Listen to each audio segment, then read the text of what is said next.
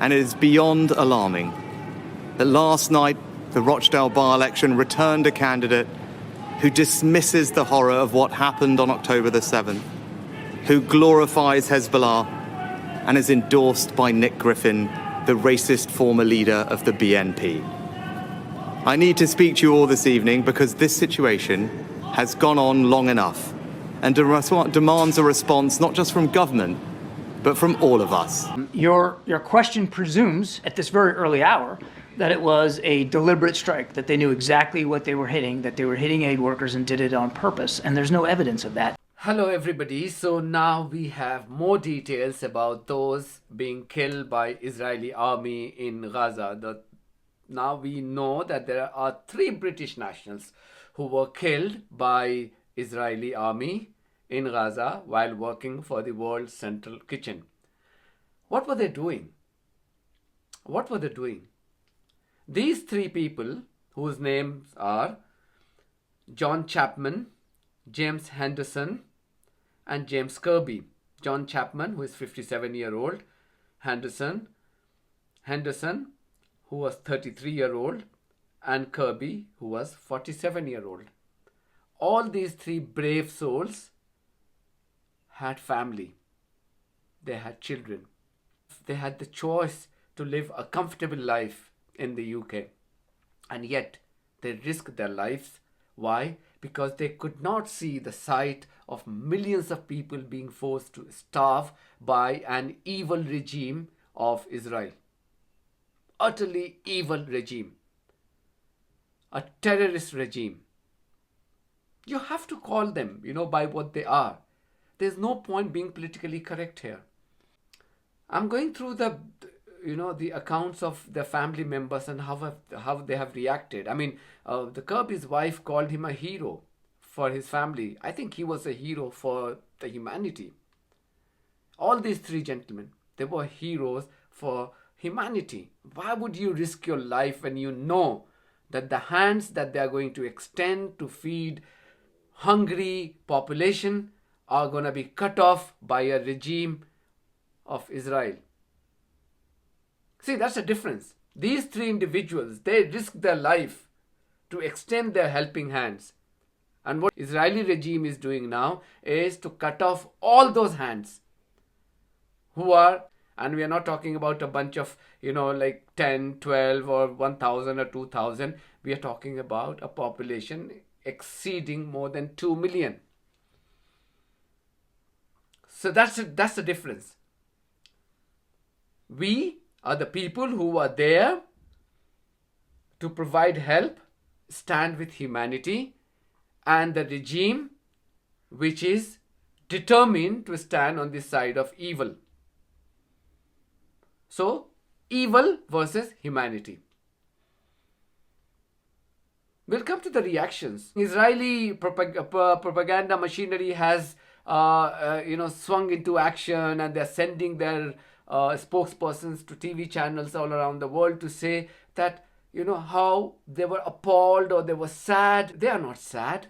They don't mean a single word. They knew exactly what they were doing. To say that it was a mistake would be a mistake. They did it deliberately. And I'll tell you why. Because you, as an aid worker, you cannot work in Gaza without being authorized by the Israeli army.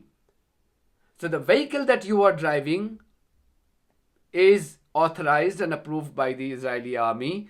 The road that you are driving those vehicles on are being approved by the Israeli army.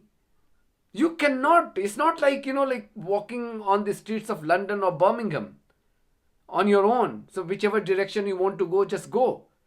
Every single route is being determined and approved by the Israeli army and the IDF, or IOF as I would like to call, Israeli Occupation Force. So to say that they didn't know, and by the way, when you look at the footage, the vehicle that they were driving was clearly marked. You can see the emblem and the brand and the name written even on the roof of the car. And the attack was not just sudden.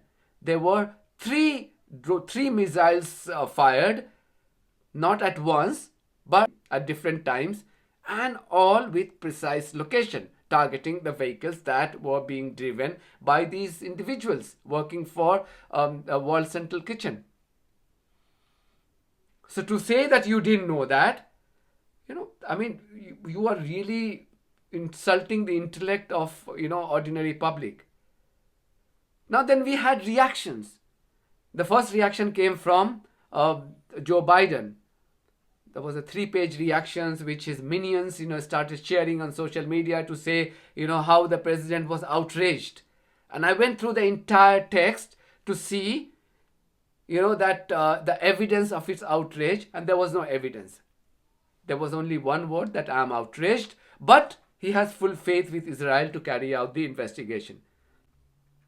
So the American logic is that in the case of Israelis are the tormentors, they are the investigators, they are the judge.